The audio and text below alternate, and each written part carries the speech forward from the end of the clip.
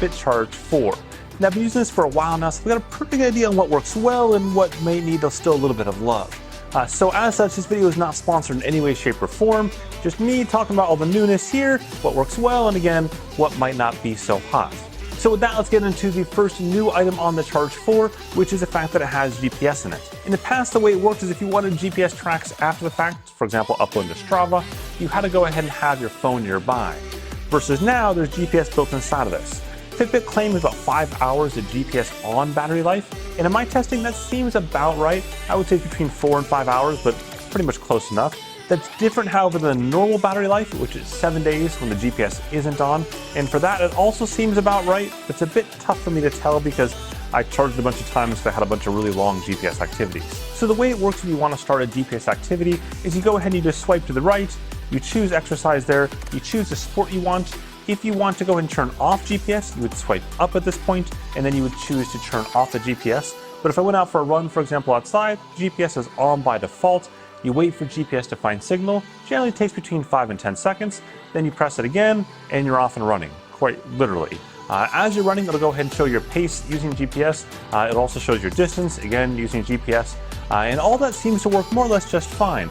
Pace stability, in other words, how stable is that pace if you're running pretty stable, seems to be mostly pretty good. A couple wobbles here and there, but it's in the ballpark of what most folks would want.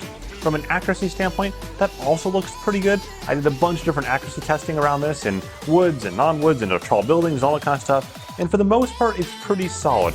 It does seem to occasionally cut corners a little bit more than I would like, but on the whole, it's not too bad. Moving on to number 2 on the list is the addition of Fitbit Pay.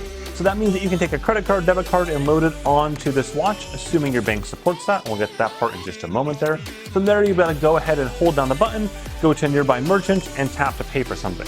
Pretty straightforward. You've probably been using it on your phone for quite a while. And Fitbit's had it on their wearables for quite a while too, but only at the Versa and Ionic, basically their higher end wearables. So it's the first time we've seen it at a $149 price point from Fitbit, or actually really from anyone. So there's no other company that I know of that has a $150 wearable band that has GPS in it and that has contactless payments in it. And part of that is because doing contactless payments in a wearable is really, really tough because you have to talk to every single bank out there, which gets back to that first bit of whether or not your bank supports it. Fitbit has a site you can look through and see if your bank is on the list there. It's not as simply saying all Visa or all Amex or all MasterCards. Your actual issuing bank has to support that. So to put that into context, for me in the US, my issuing bank for most of my credit cards is Chase, and Chase is supported. So I was able to load on my Chase card onto this watch, no problem. All you do is walk through the Fitbit app, takes a couple seconds, you get to add it, and then from there it adds it to the device, and then from there you hold down the button on the side for a second, you type in your PIN code. Once that's complete, the PIN code part is a bit messy, but you get used to it, I guess. Then you go ahead and just tap it on a payment reader, and you're done. Straightforward. So you're gonna have to go to the site and see whether or not your bank is added there.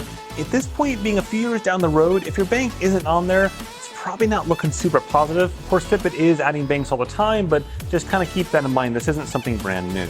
Speaking of support, by the way, if you're finding this video interesting or useful, just simply whack that like button down the bottom. It only takes a second and it really helps out this video and the channel quite a bit. So next on the list is the new sleep metrics, in particular sleep score. That's a score from 0 to 100, though hopefully not at like the 0 side of things, that judges your sleep for the night. The higher your sleep, the higher quality your sleep, the higher the score. And in most cases, for me, having toddlers at home, that ranged about in the 70 or so range for a sleep score. I'd say that seemed maybe a wee bit optimistic, but I guess I'll have to take it. To see your sleep score, you can actually see it in the summary view on the Fitbit Charge 4 itself, or you can see it later on in the smartphone app, the Fitbit app there. You can also see in the Fitbit app your sleep stages and durations. You can plot them over time and all the graphical goodness that you'd expect from pretty much any other app, including the Fitbit app. Also, Fitbit does offer the Fitbit Premium service, which is something you can pay for, and that gives you a bunch of sleep plans and things like that, so sleep guidance or coaching to hopefully giving you better sleep.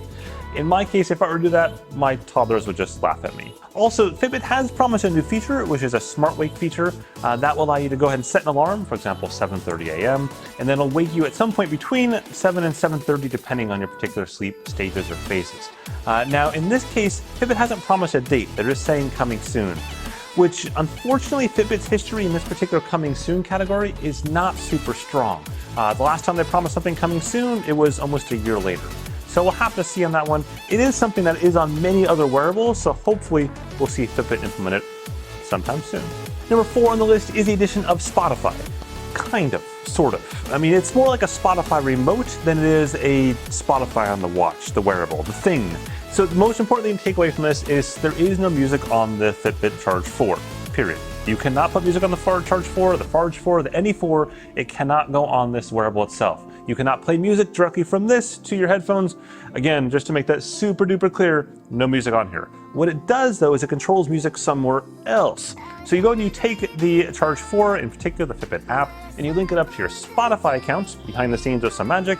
And then from there you can take this and control your Spotify playing on your phone or on your computer or on anything else Spotify plays on.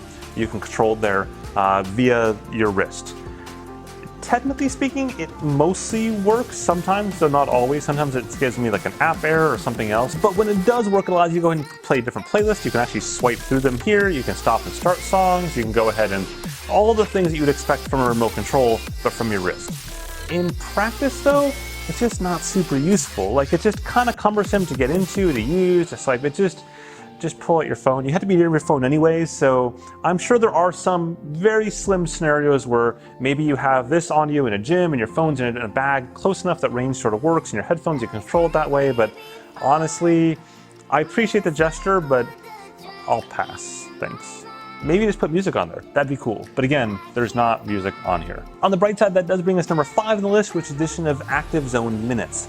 Active Zone Minutes are basically Fitbit giving you credit for doing more intense workouts. But to step back a little bit, talk about sort of the zone minute goal, which is that you have 150 active zone minutes per week. That falls alongside the American Health Association, the WHO guidelines of 150 minutes of exercise per week, or roughly 5 times 30 minutes per week. How you divide that up though is really up to you. It's something that many other wearable companies have been doing for a long, long time, and so Fitbit's gone into that and they've rebranded parts of it and give you more credit for more intense workouts. So to put this into context, let's say you do a 40-minute run. And the first 10 minutes are a relative basic warm-up pace. You'll get 10 minutes of active zone minutes credit for that. Think of like 10 coins instead. But then you go and do 20 minutes of hard running. For that, you'll be in a different zone, a harder zone, and you may get 40 minutes of credit for that 20 minutes of running.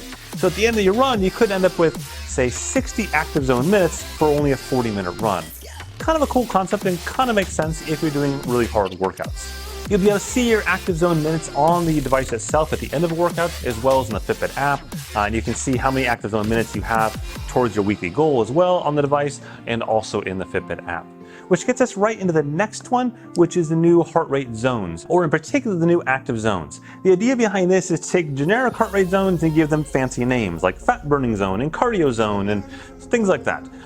They're basically just heart rate zones that you can probably actually remember in your head. You can lightly customize some of these zones in the Fitbit app, but for the most part they are what they are, and the way they are structured are what they are. But as you're doing a workout, you'll get notifications each time you change zones. You can turn that off though if it's annoying, just in the settings for each individual workout type. And then after the fact in the app, you'll see which zones you were and how much time you spent in each zone. And then on the map itself, you'll see which zones you were in as you were running or riding, whatever the case. It's pretty cool actually when you look at the map and see that for an interval workout, because you can see the hard part, the work effort of that being in red, and you can see the easier parts being in orange because I was doing recovery there. So it's kind of neat there. Overall, again, nothing earth-shattering, but it's somewhat appreciated to sort of take the sports side of it and push it a bit more into the more basic wearables that Fitbit has. Next up on the list, there is a new weather option, our weather widget. That means that you can swipe through here and go to the weather option right there and then see the current weather around you. So if you're in a dark cave like I am right now, I can see what it's doing outside. You can also go ahead and add your friend's house on there by adding another city or multiple cities if you want to, and then you can swipe through and see those cities as well. Pretty straightforward. Also straightforward is the next feature, which is the addition of the agenda. So in that same widget roll there, you swipe until you find agenda, and now you'll be able to connect it up to your calendar on your phone. You can also choose to show or not show free time, so that way you can see what's free in your calendar versus just assuming that your entire day is free and it didn't sync properly or whatever the case may be. And then last but not least on the list here is they've added a boatload more watch faces or clock faces. In the past that was somewhat limited, now you have 24, which means it's somewhat less limited. You can't customize much of anything on them, but they are there. You can choose which ones you want, swipe through the different options on the app, apply it to the watch, the band, and you're good to go. Okay, so there you go, kind of a complete look at the overall picture of all the new features.